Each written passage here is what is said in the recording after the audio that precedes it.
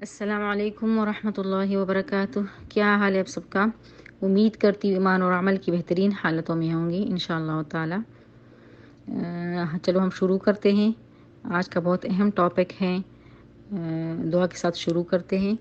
नहमदुहु व नुसल्ली अला रसूलिहिल करीम, अम्मा बाद, फ़अऊज़ु बिल्लाहि मिनश शैतानिर रजीम, बिस्मिल्लाहिर रहमानिर रहीम, रब्बि इश्रह ली सदरी व यस्सिर ली अमरी वहलुल उक़दतम मिन लिसानी यफ़क़हू क़ौली, रब्बि ज़िदना इल्मा, अल्लाहुम्मा फ़क़्हिना फ़िद्दीन, आमीन या रब्बल आलमीन।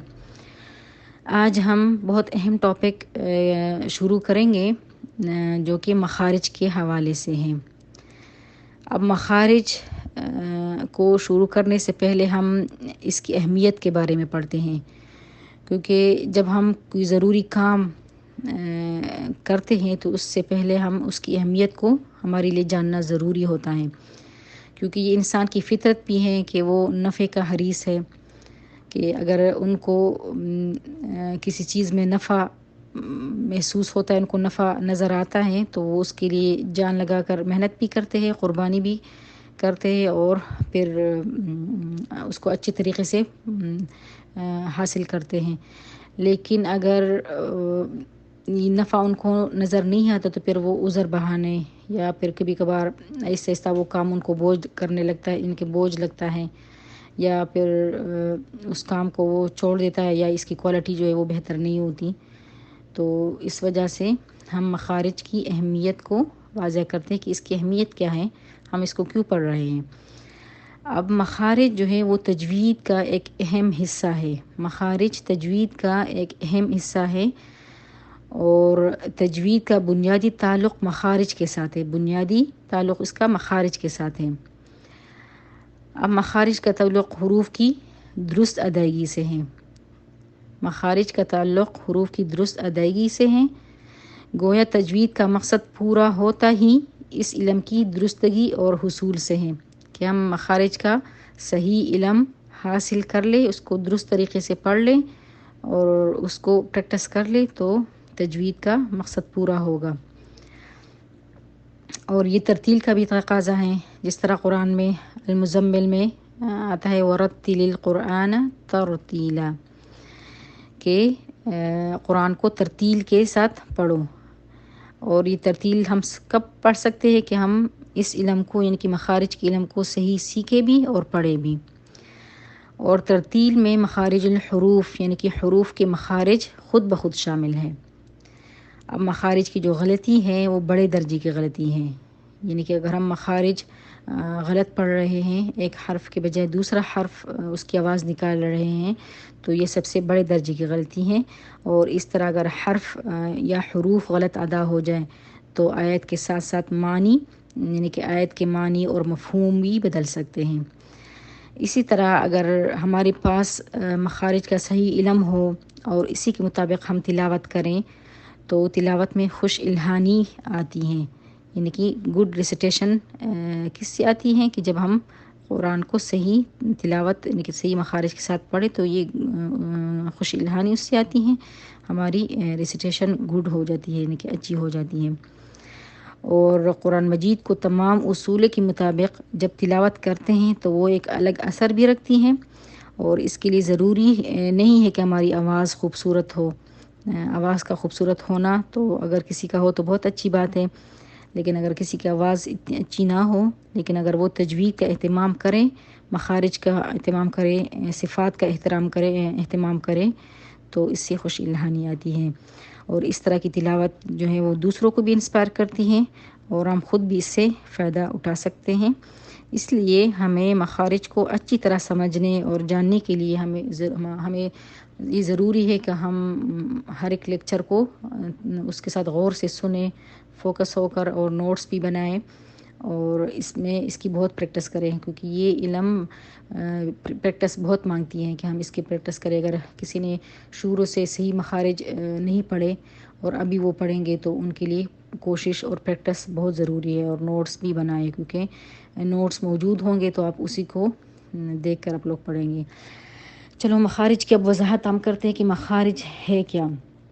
मखारिज مخارج ہے دا آرٹیکولیشن پوائنٹس یا پوائنٹس آف ووکل آرٹیکولیشن. مخارج جو ہے وہ مخرج کی جمع ہے، مخرج کی جمع مخارج ہیں.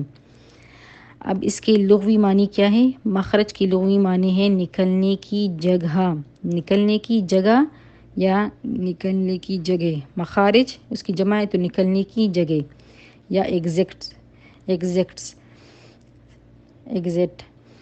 اب جو اصطلاحی معنی ہے تجوید کے اصطلاح میں کہ عربی حروف تہجی کے پیدا ہونے، بننے اور ان کی آوازوں کے نکلنے کی جگہ کو مخارج کہتے ہیں. یہ اس کے اصطلاحی معنی ہے. اس کے اصطلاحی معنی ایک اور بھی ہے کہ مخرج وہ مقام ہے جہاں سے کسی مخصوص حرف کی آواز نکالی جائے. لیکن مخرج ایک وہ مقام ہے جہاں سے کسی مخصوص حرف کی آواز نکالی جائے تاکہ اس حرف کو دوسرے حرف سے الگ کیا جا سکے. ٹھیک ہے، تو یہ ایک دوسری بھی اس کی اصطلاحی معنی، یہ بھی اپنے پاس نوٹ کر لیں. اگر ہم عام زبان میں مخرج کو ہم یا مخارج کو ہم ڈیفائن کر لیں تو عام زبان میں ہے کہ عربی حروف کے یعنی کہ ناک، منہ، حلق اور زبان سے نکلنے کی جگہوں کو مخارج کہتے ہیں. یعنی کہ ہم جب عربک حروف تہجی نکالتے ہیں منہ کے مختلف حصوں سے، ناک سے، زبان سے، لپ سے، ہونٹوں اور مختلف حلق سے نکالتے ہیں نا، تو اس نکلنے کی جگہوں کو مخارج کہتے ہیں. ٹھیک ہے. اب جو مخارج کا تعلق ہے وہ عربی حروف سے ہے، لہٰذا ہمارے لیے مخارج کے بارے میں جاننے سے پہلے ہمارے لیے حروف کی تعداد کا جاننا بھی ضروری ہے کہ عربی حروف تہجی کی تعداد کتنی ہے. اب اس کے بارے میں دو رائے ہے. ایک رائے کے مطابق کہ عربی حروف تہجی جو ہے وہ 29 ہے اور دوسری رائے کے مطابق کہ 28 ہے. تو 28 رائے کے مطابق وہ الف اور حمزہ کو ایک ہی شمار کرتے ہیں. تو ہم انشاءاللہ 29 کے ساتھ جائیں گے کیونکہ الف اور حمزہ میں بہت فرق ہوتا ہے. الف اور حمزہ اس کی صفات میں بھی فرق ہے، اس کی مخارج میں بھی فرق ہے. کیونکہ الف جو ہے وہ ہمیشہ خالی ہوتا ہے اور اس کے پچھلے حرف پر ہمیشہ زبر ہوتا ہے.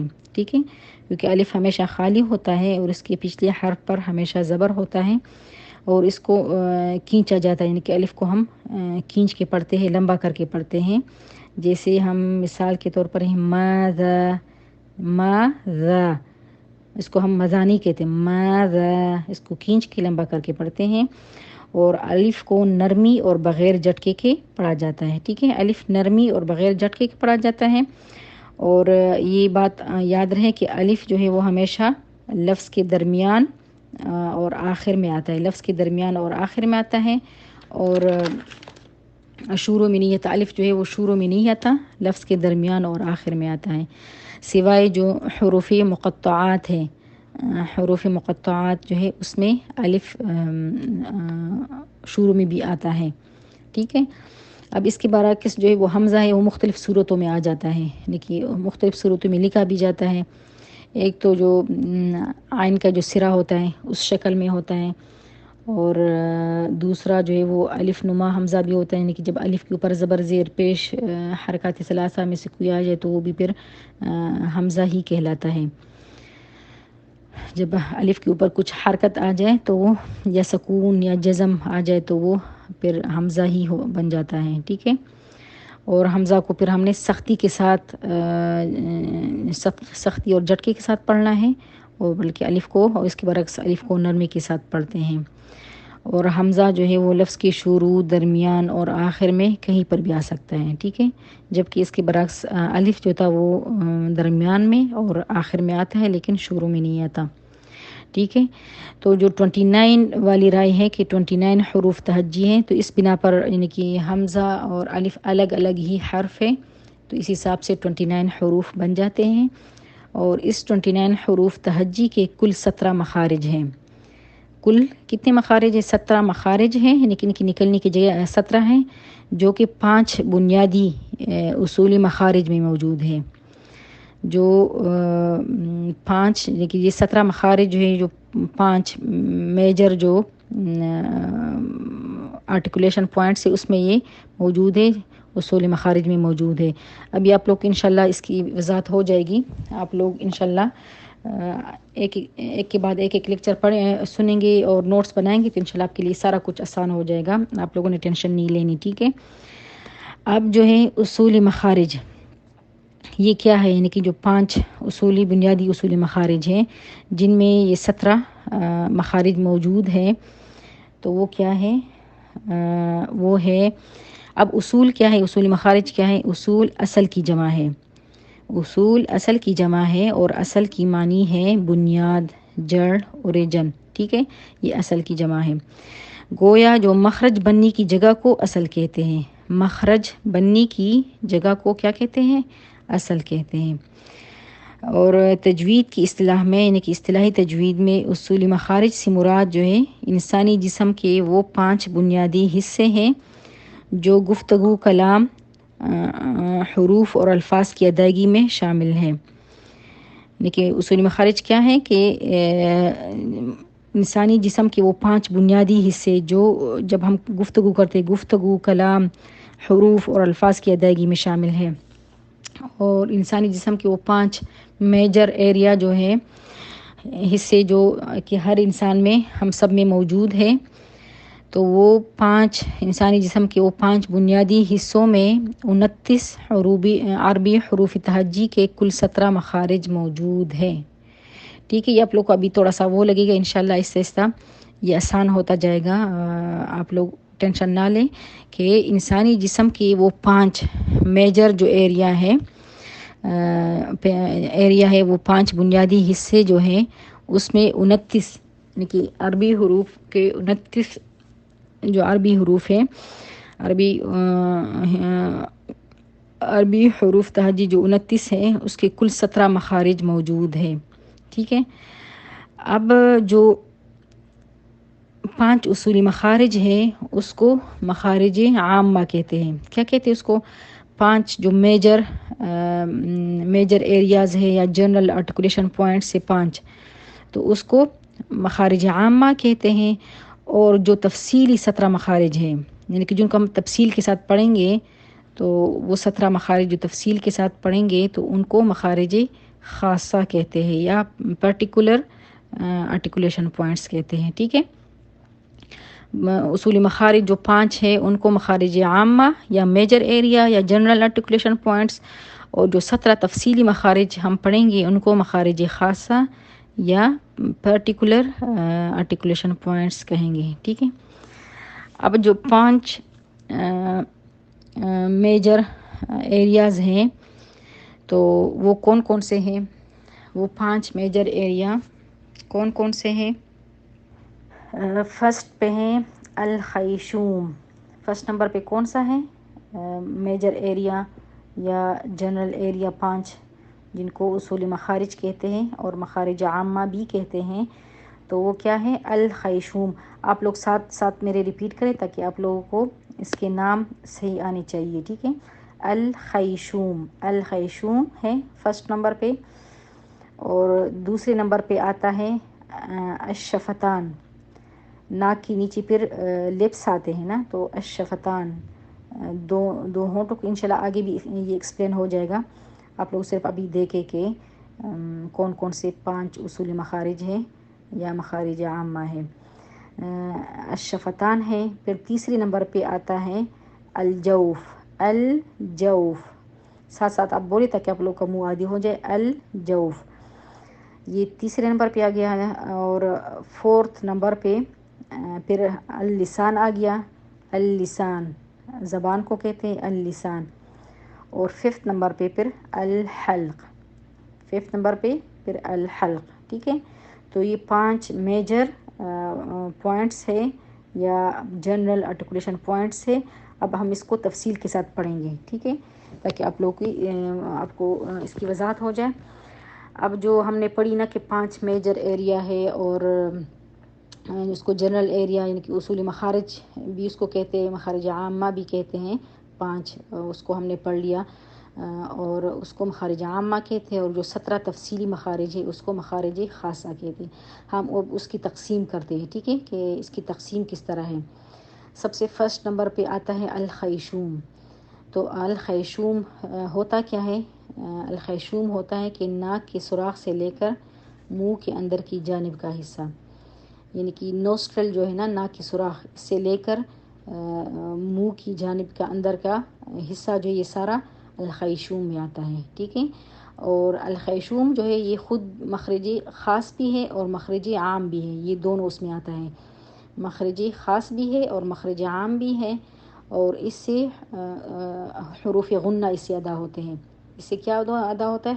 حروف غنہ اس سے ادا ہوتے ہیں، اور حروف غنہ کون سے ہیں؟ نون مشدد اور میم مشدد، جو کہ حقیقی غنہ، اس سے حقیقی غنہ بھی ادا ہوتا ہے، اور جو مشروط غنہ ہے تو وہ بھی اس سے ادا ہوتا ہے۔